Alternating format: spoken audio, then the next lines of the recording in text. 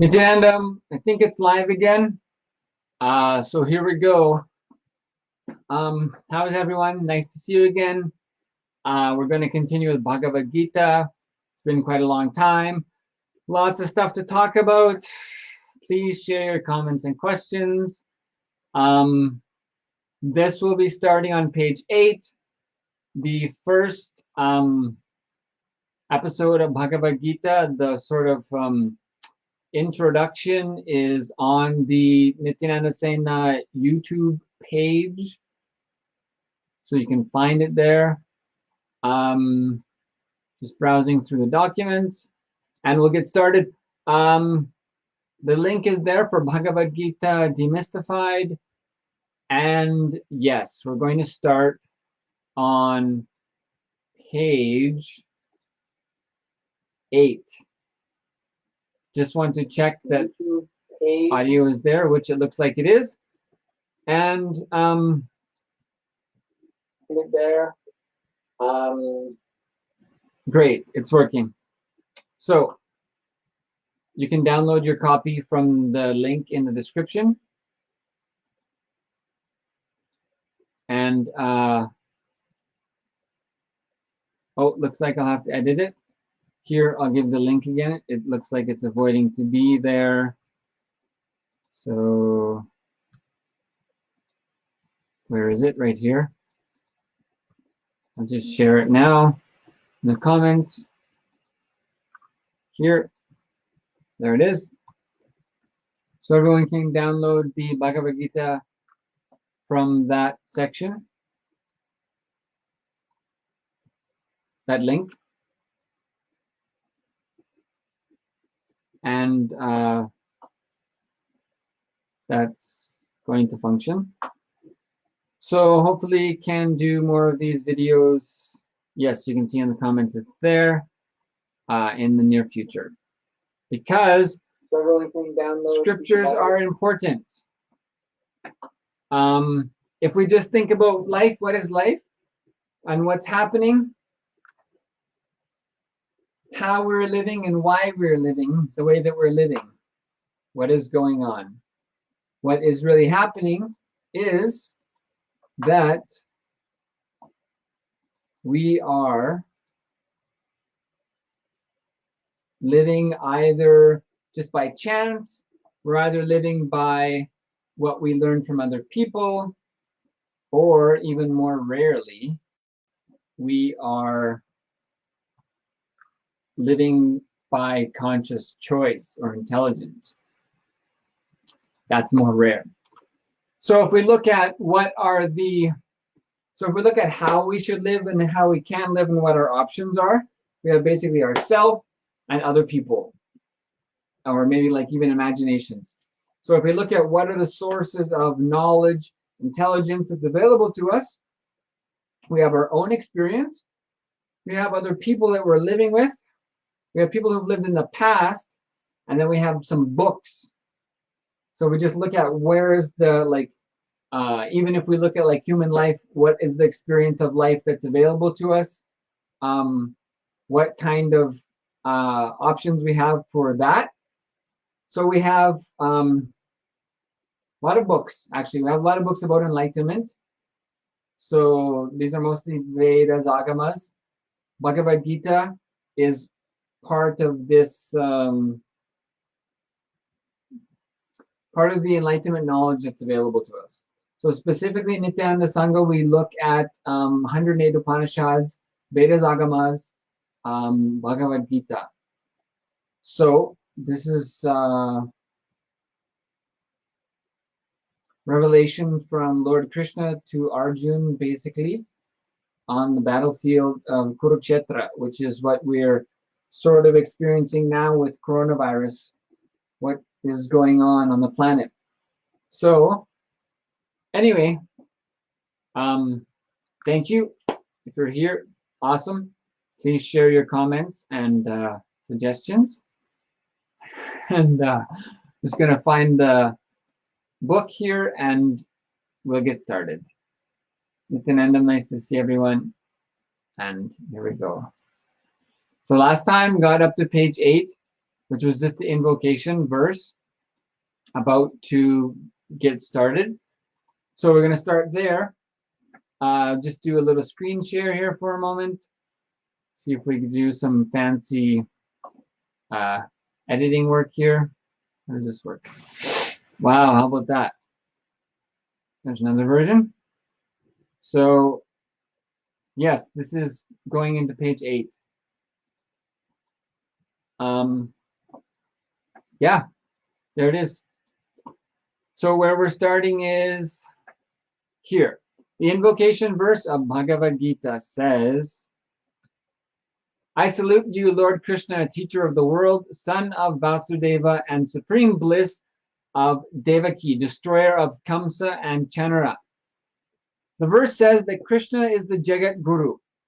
Jagat Guru is the one who can help the whole world, all types of human beings at all levels to reach the ultimate. There are intellectual, emotional, and being level people. Incarnations like Shankara, Buddha appeal only to the intellectual people. It is difficult for emotional people to relate with them. We can't imagine Buddha singing and dancing with a flute or Shankara doing Ras Lila. Emotional people relate to Mira and Chaitanya Mahaprabhu. They are always singing, dancing, and celebrating. An intellectual man can never understand Mira or Chaitanya Mahaprabhu. He can see them dancing, but he cannot see for whom they are dancing. People who are at the being level straight away want the experience. They cannot relate to the intellectual or emotional incarnations. They are neither ready to analyze nor ready to believe. A person ready to analyze goes to Shastras. A person ready to believe is drawn to Stotras.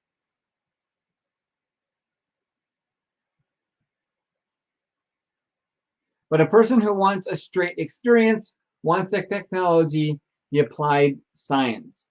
Shastras are like the main theory, the basic science. Stotras are like the marketing department, publicity. Sutras are applied science. They give straight answers. You need to understand a bit about this marketing department.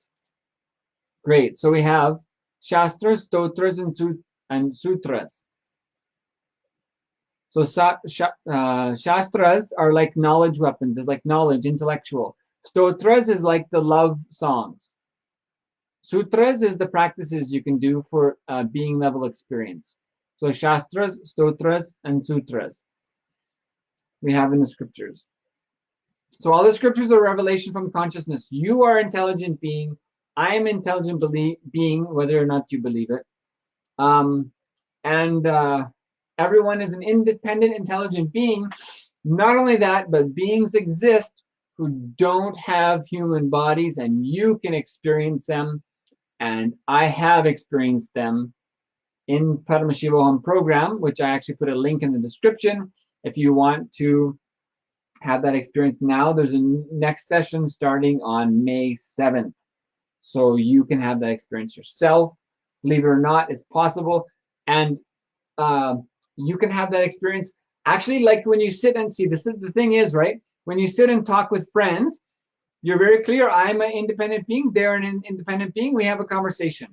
But when you talk about deity, like even Krishna or Ganapati or Subramanya, we usually don't think like, okay, yes, I'm sitting here and I can sit and have a coffee table discussion with them just like I have with friends, but you can.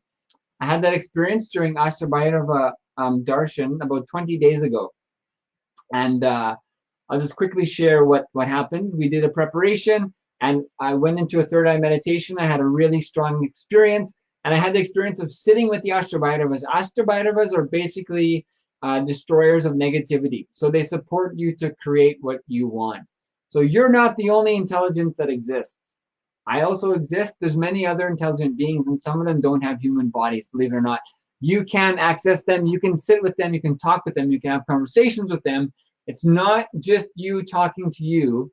They can communicate with you, and it's available through initiation, through third eye initiation. You can access it anytime you want, which literally changes your life. Like, it's one thing to say you're already enlightened, you're already Buddha, you're enlightened being your consciousness, but to be able to sit, chant Mahavakya a little bit, do a little chanting, and literally connect with another being and have a conversation with them, that is a totally different thing. So anyway, that kind of intelligence is available to you. And I've had the experience personally. It's completely changed everything, and everything is getting really awesome in the last couple of weeks. Anyway, if you want to know any more about this, there's tons of information. It's live on Nityananda.tv. If you have any questions, I can share it with you. Let's get back to Bhagavad Gita. Just kind of actually playing around with this software because it is sort of interesting. But I wanted to get into sharing more Bhagavad Gita. So you need to understand a bit about this marketing department. And there's another book, Living Enlightenment, which is a deity that you can get blessings and guidance from anytime you want. That's also available online. If you want to know about it, please let me know. You can just search Living Enlightenment Nityananda download, and I'm sure you'll find the link. A small story. One man died and reached Yamadharma's court for judgment. Yama is the god of death and justice. Yama said, you have committed some sins, and you also have some merit. You are allowed to be in heaven and hell. You have a choice. You can see both the places and choose what you want. The man agreed. He went to hell first. The people were so beautiful. Dancing and singing, computers and internet were available. Everything was so new, air-conditioned, and people were serving so many types of food. He wondered, what happened to hell? People in hell said, all the technical experts are here. So we updated the whole system. Now everything is new. Then the man said, all right, let me go to see heaven. In heaven, he saw the same old saints with long beards sitting on clouds and singing. Nothing new. He went to Yama and said, I think I will go to hell. Yama said, please be certain you cannot change your mind. The man said, I'm sure I will go to hell. It's so cool. As soon as he did, a door suddenly opened and he fell into hell. He was shocked. There was the conventional hell, people being tortured by devils. He asked, what is happening? When I came half an hour ago, hell was different. Now the whole thing has changed. They all gathered around him and said, no, that was the promotional feature from our marketing department. Sometimes we are caught in the marketing department. Be clear about what is the truth and what is exaggeration. Be very clear. Please be very clear. When we go through the Puranas, the epic stories, we need to understand the spirit of the Puranas.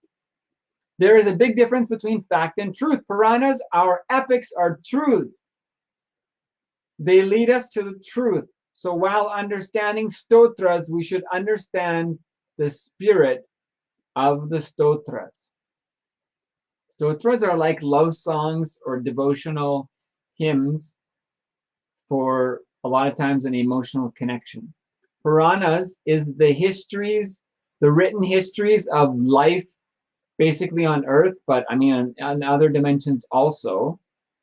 So that's the thing, is one of the misunderstandings is people think things like Bhagavad Gita, Puranas, and Vedic history is like myth.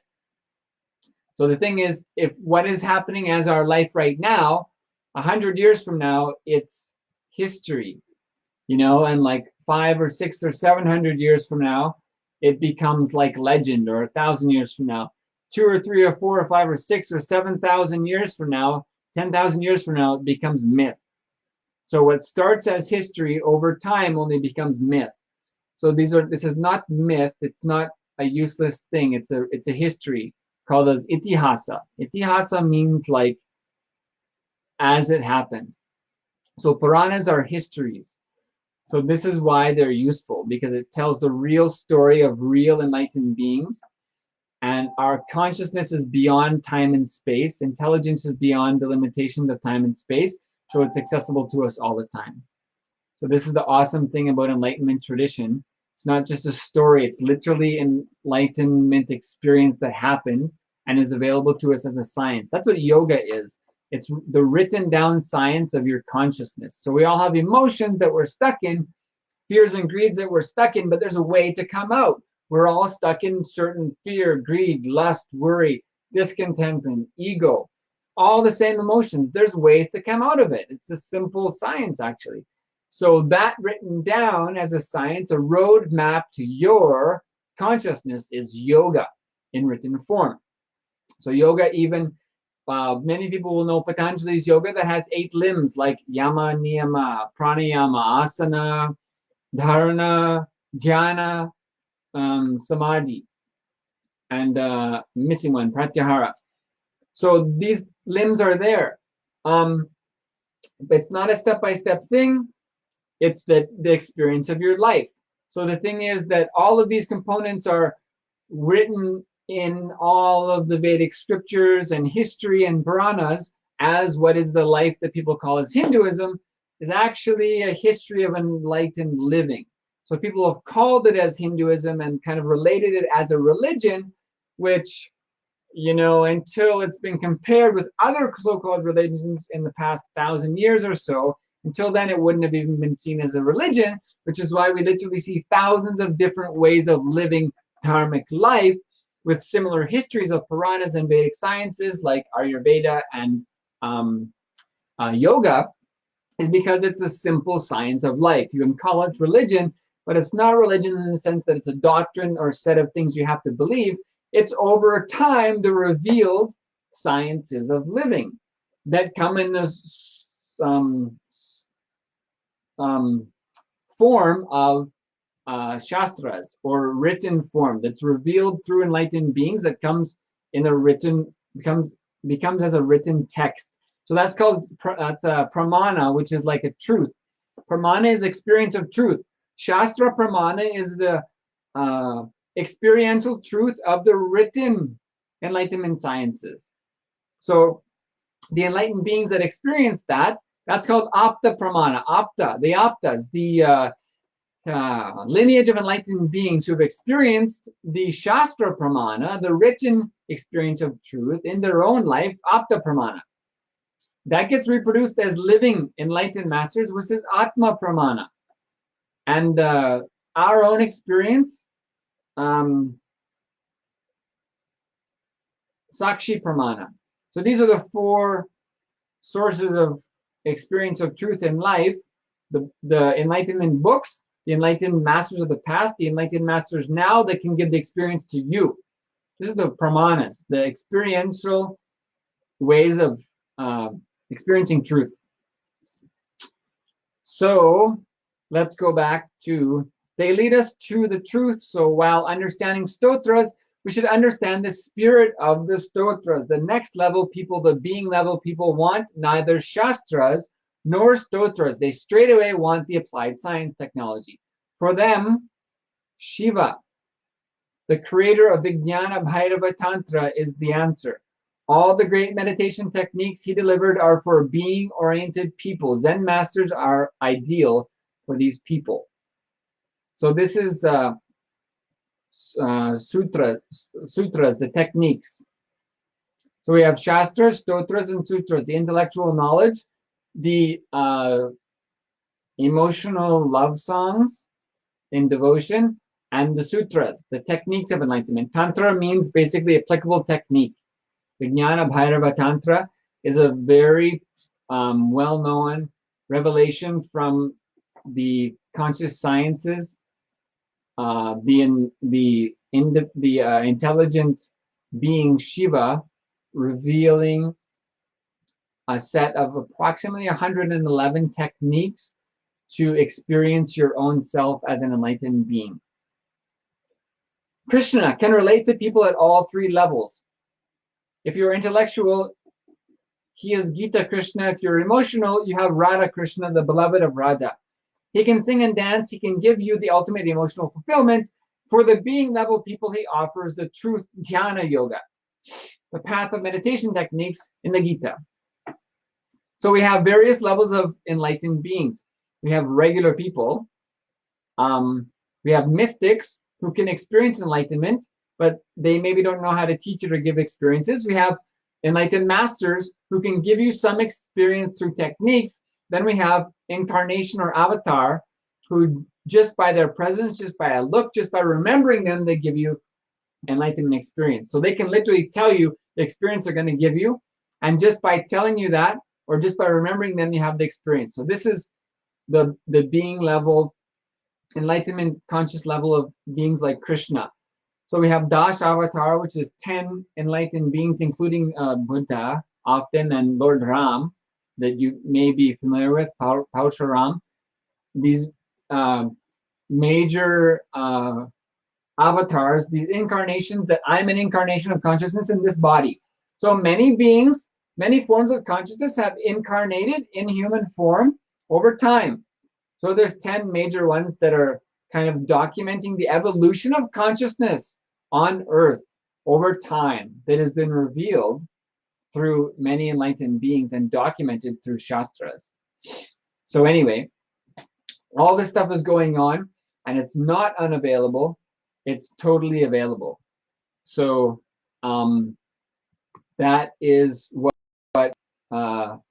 is part of Gita.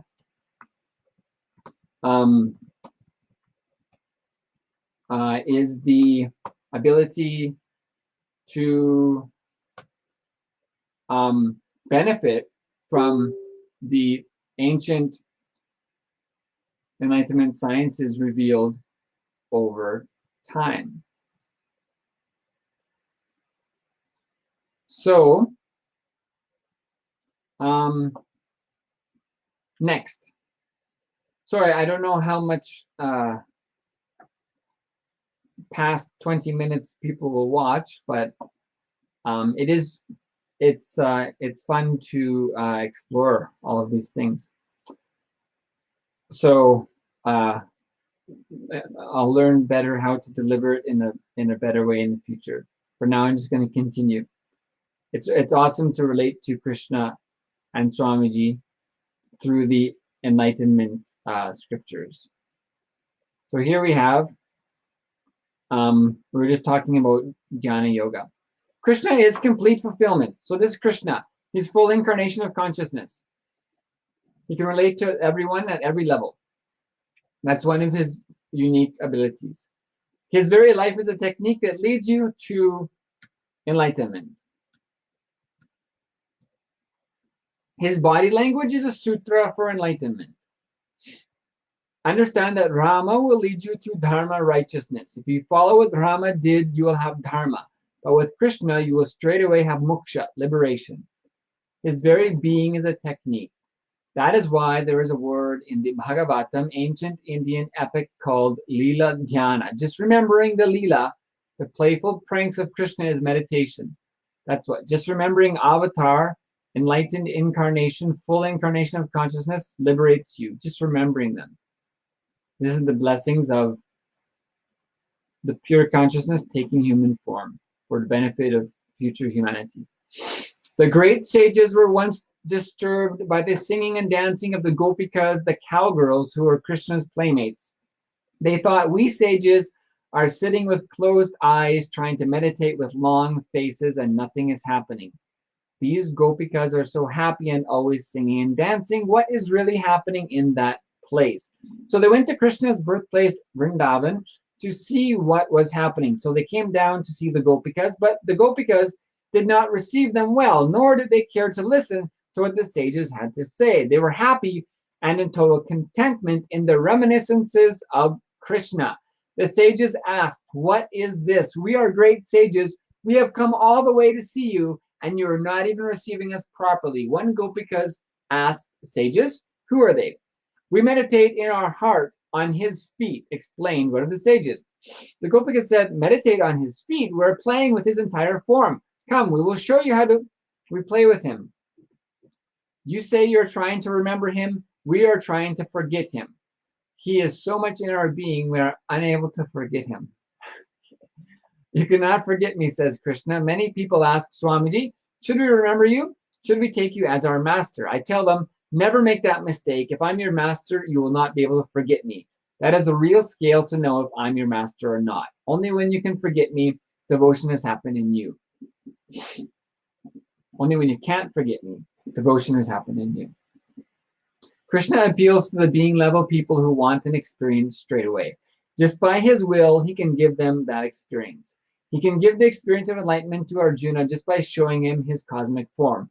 Vishwarupa Darshan. Krishna shows that he is in everybody and that everybody is in him. Whether we are intellectually oriented, emotionally oriented, or being level oriented, we can find our fulfillment in Krishna. When the intellect ripens, it becomes intelligence. When emotion ripens, it becomes devotion. When our being ripens, we become enlightened. All these three modes of enlightenment find their peak in Krishna. He can fulfill every being. Hence, he is called Jagat Guru, master of the whole universe. Krishna appeals to all kinds of people, the intellectual, the emotional, and the being level people. He has keys to open all locks. He has created methods to give this spiritual experience to the whole of humanity. He has created the technology even for future generations. He is Nityananda, eternal bliss. Gita is the ultimate scripture. Shastra, Stotra, and Sutra. When Krishna says weapons do not cleave nor fire burn the Atman, water does not wet it and wind does not dry it. When he talks about the basic truths of life and spirituality, it is Shastra. He is giving intellectual knowledge. When Arjuna says, "O Lord, I bow down to you from the front, from behind, from all sides. You are infinitely mighty, pervading everything. You are the ultimate." Arjuna is expressing the stotra. He's expressing his devotion. When Krishna says, "Whatever your thought is, when you leave this body, absorbed in that thought, that alone you attain," Arjuna. Here, Krishna provides Arjuna the technique, the most powerful sutra that helps anyone to attain what he wants. Bhagavad Gita is the only scripture that combines the wisdom of Shastras, the depth of feeling of Stotras, and the practical reality of Sutras. It is a means to enlightenment for all, delivered by the Master of Masters. Years ago, a man called Arthur Koestler wrote an article about communism titled Yogi and the Commissar. Arjuna is both the yogi and the commissar. As a yogi, he is deeply spiritual, centered within himself, aware of his moral and ethical obligations. As the commissar, Arjuna is the warrior, ready to avenge and impose control. He's the typical Kshatriya prince. Only with enlightenment is it possible to continuously and consistently proceed with both these personalities without faltering. Arjuna falters when he faces his enemies on the battlefield of the great Mahabharata war. His dilemma unfolds. He is now able to be neither a yogi nor a commissar. He sees his enemies and identifies himself with them.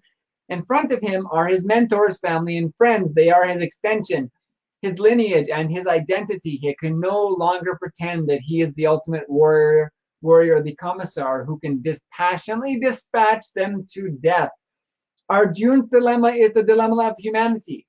It is an internal conflict between what we perceive as our values, systems, and beliefs and what we feel we can actually do. Our value systems and beliefs are the samskaras that drive our decisions. The problem is these samskaras lie deep in our unconscious zone. We are not even aware of them.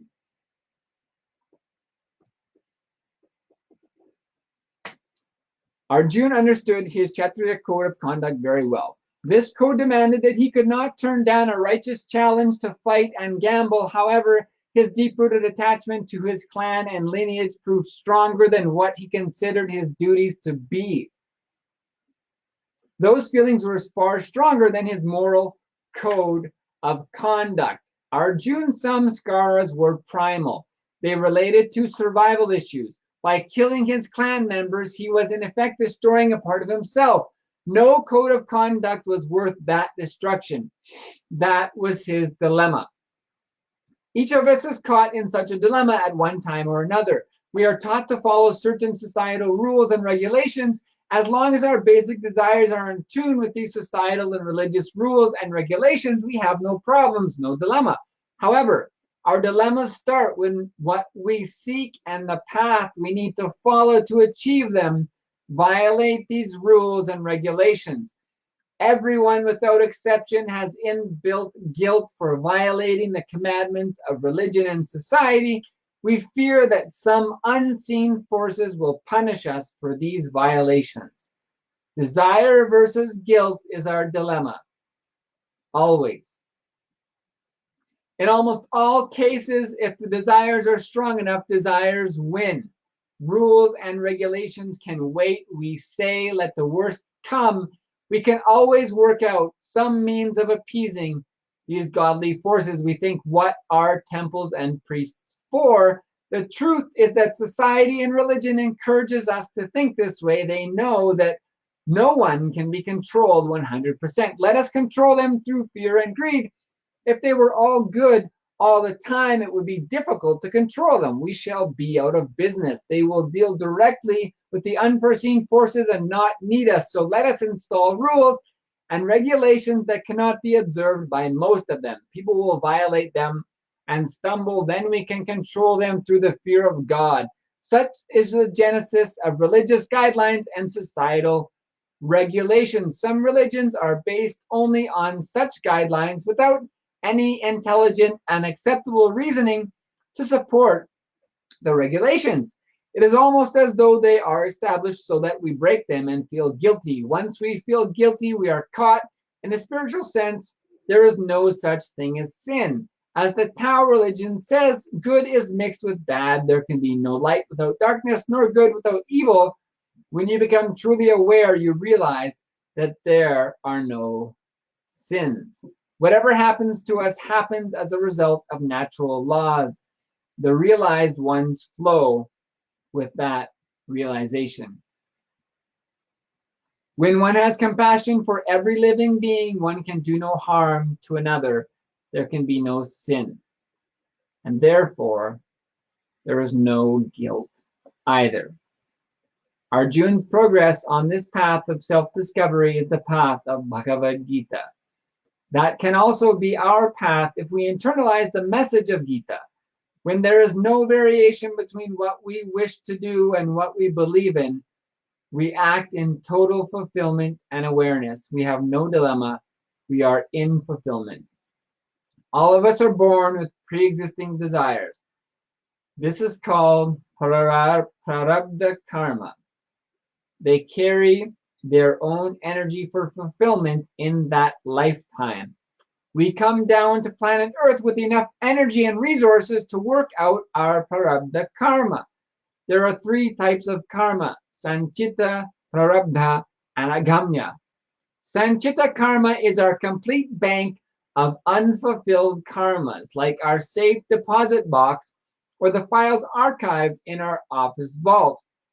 Prarabdha karma are those karmas that we have brought into this life, like files in filing cabinets that we access and work on regularly.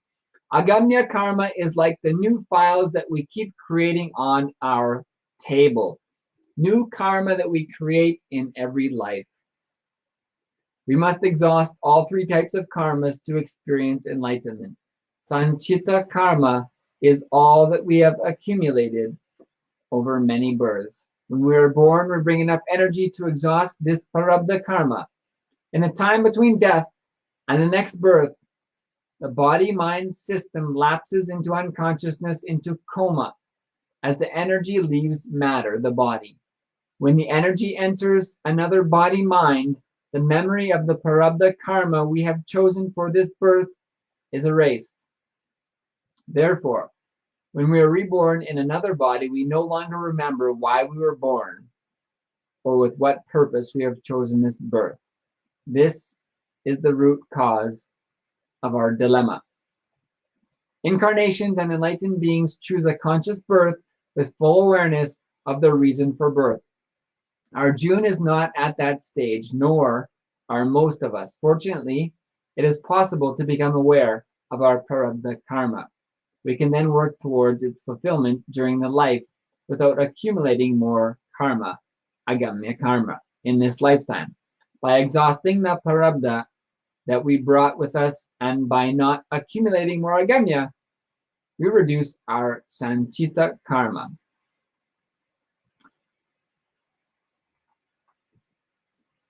These karmas or unfulfilled desires are also referred to as samskaras, the engraved memories stored in our unconscious zone that stir up our desires.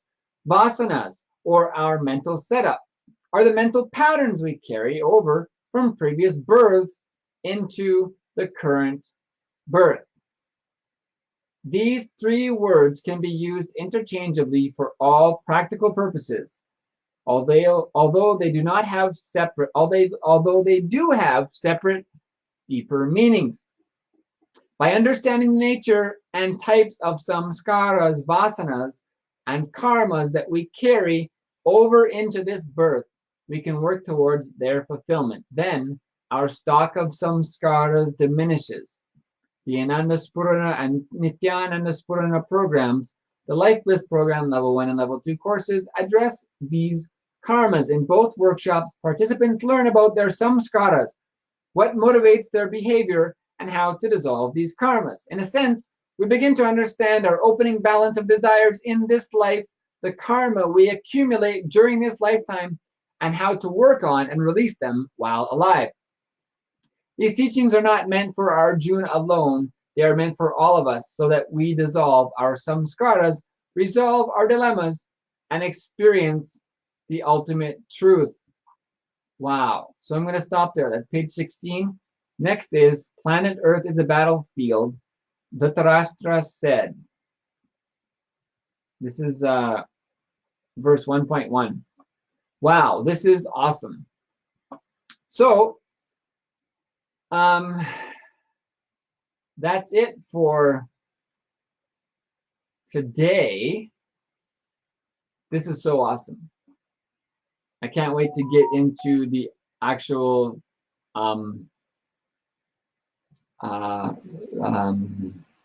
shlokas. So thank you, everyone. It's been a lot of fun.